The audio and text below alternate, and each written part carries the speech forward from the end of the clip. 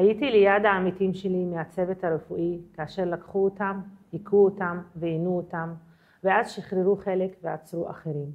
אותי היכו בדרך לחקירות, לאורך כל הדרך, מהקומה הראשונה ועד לקומה הרביעית בתוך הבניין. החיילים היכו וקיללו אותי. הם היכו אותי בידיים שלהם ועם כתות הרובים באזור החזה והגב, וקיללו אותי קללות משפילות.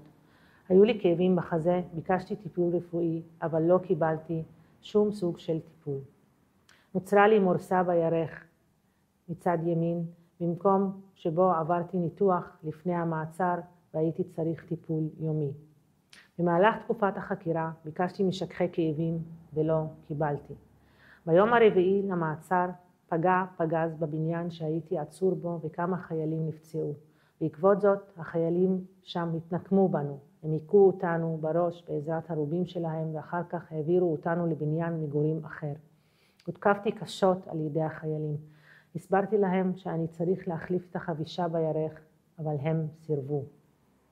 יום למחרת העבירו אותי מהבניין השני יחד עם עוד 2 אנשים.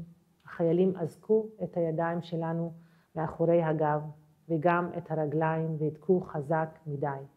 הם זרקו את 3 לתוך ג'יפ צבאי והסיעו אותנו במשך 2-2.5 שעות. במשך הנסיעה החיילים השפילו אותנו והיכו אותנו, התיישבו מעלינו, בעטו בנו בנעליים שלהם והיכו אותנו עם כתות הרובים. התחננו בפניהם שיפסיקו, אבל הם המשיכו. אחר כך העבירו אותנו לג'יפ אחר והסיעו אותנו למקום נוסף. הכריחו אותנו להוריד את הבגדים וללבוש חליבות מגן לקורונה. היה קר מאוד וחיכינו זמן ארוך עד שהגיע רכב נוסף. היו לי חתכים ביד וברגל ונפיחות בחזה. איימו עליי שלא אספר שהחבלות הן מהמכות של החיילים. הגעתי לשדה תימן ב-30 למרץ. הוחזקתי שם בערך 85 ימים. היו 3 הגבלות עיקריות. הידיים אזוקות, העיניים מכוסות כל הזמן, גם בלילה, ועזרו עלינו להוציא אף מילה לאורך כל הזמן.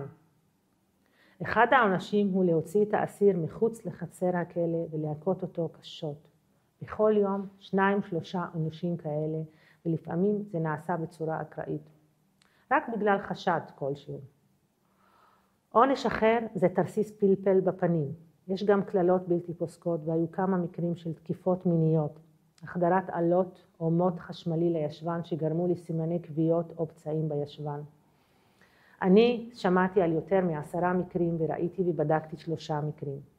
בזמן שהייתי שם חוויתי בערך 14 פשיטות כאלה במהלך המעברים בין האגפים, וזה גרם לי לפגיעות באשכים, בחזה ובעיניים. אחד האסירים פונה לבית החולים בעקבות פשיטה כזאת. הטיפולים הרפואיים בשדה תימן היו שטחיים, לא היו טיפולים רציניים. תרופות ניתנו רק לחולים עם מחלות כרוניות, ורק למי שנרשם כחולה כרוני ביום הראשון למעצר. אחרי אמצע יוני העבירו אותי למחנה הצבאי עופר. בעופר חקרו אותי שוב, ובדרך לשם הכו אותי ברגל, דרכו עליי, מעכו את האצבעות שלי ברגליים עם הנעליים שלהם, ואז גררו אותי במשך 2 דקות. ביום ה-45 למעצר הגיע האדם שהציג את עצמו כשופט. הוא אמר לי שאני שייך לארגון טרור ושיהיה במעצר לתקופה לא ידועה. אמרתי להם שלא הוצע לי שום ייעוץ משפטי או הגנה על מנת שיובהר מצבי המשפטי. השופט ענה לי שגזר הדין שקיבלתי הוא בגלל שעבדתי כרופא בבית החולים. השופט לבש חולצה כמו של השב"כ וישב במשרד. דוקטור חאלד אסר שוחרר בחודש אוקטובר 2024 לאחר שהוחזק במעצר במשך 7 חודשים בלי שיוגש נגדו כל כתב אישום.